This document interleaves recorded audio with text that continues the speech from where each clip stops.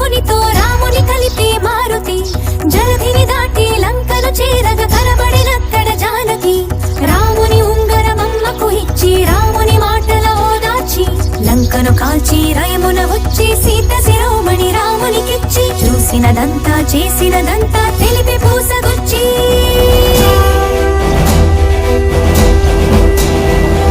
వాయువేగమున వానర సైన్యము కడలికి వారధి కట్టెరా బాణవేగమున రామభద్రుడా రావణు తల పడగొట్టెరా